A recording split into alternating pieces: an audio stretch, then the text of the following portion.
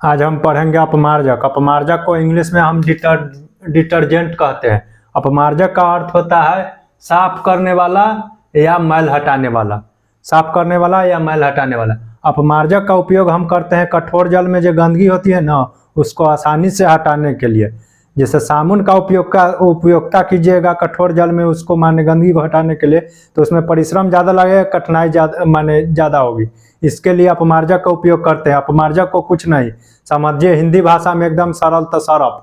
Surf को हम अपमार्जक कहते हैं। अपमार्जक का काम है जो गंदगी को आसानी से निकाल के और आपका कपड़ा चकाचक कर दे। चकाचक करना है तो अपमार्जक के देखिए, पानी ले लीजिए, पानी लेने के बाद उसमें सर्फ डाल दीजिए। सर्फ आपको गंदगी को निकाल देगा। और उससे अच्छा होगा कि जो गर्म पानी ठंडा पानी में डाल दीजिए, क्योंकि पानी को पृष्ठ तनाव जितना पतला होगा उतना गंदगी आसानी से निकलेगा। अब समाते कठोर जल में होता है कि ये नदी, तालाब, समुद्र, पोखर, इसे सब कठोर जल में आते हैं। हैंडपंप में भी कठोर जल है। शुद्ध जल होता है, जो अशुद्ध जल होते हैं ना, जो शुद्ध होते हैं जल, उसको अशुद्ध जल बोलते हैं। वो वर्षा का जल होता है जो घाव में सिकाई के काम करते हैं, माने पोटली बना के।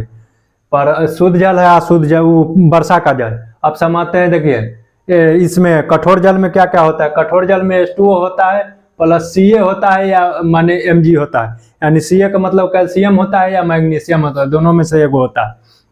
अब समाते हैं, देखिए इसका फॉर्मूला देखिए, प्रकार कुछ समझिए। सोडियम एलिकल सल्फेट हुआ, उसके बाद चतुर्थ अमोनियम लवण हुआ, उसके बाद असत एस्टीकृत यौगिक हुआ, उसके बाद प्रतिस्थापित एलिकन सल्फेट हुआ।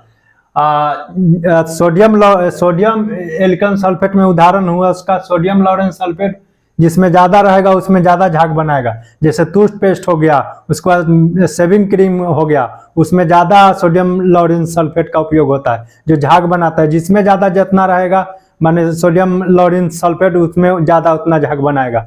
जैसे टूथपेस्ट हो गया, उसके बाद शैम्पू हो गया, उसके बाद सर्फ हो गया, शेविंग क्रीम हुआ। शेविंग क्रीम को जो हजामती लोग उपयोग करते हैं उसमें हल्का लगाएगा और पूरे बाल में एकदम पूरे मुंह में अपना अथी बना देता है, झाग बना देता है, आराम से दाढ़ी छिला जाएगा। वही जगह पर अगर पेस्ट उस्ट लगाएगा तो भर मुँह लगाना होगा। चाहे अथी क्रीम उरीम लगाता है जैसे बिक्को को, चाहे फेयर लवली, तो पूरा मुँह लगाना होगा तब जाके वो मुँह पर बैठेगा।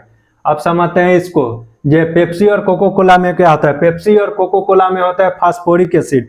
पेप्सी और कोको कोला में होता है फास्फोरिक एसिड और साइट्रिक एसिड। जो हम पेप्सी कोला को पीते हैं तो ढेकार दे देता है खट्टापन, वो साइट्रिक एसिड के कारण देता है और उसमें फास्फोरिक एसिड पाया जाता है। जय हिंद।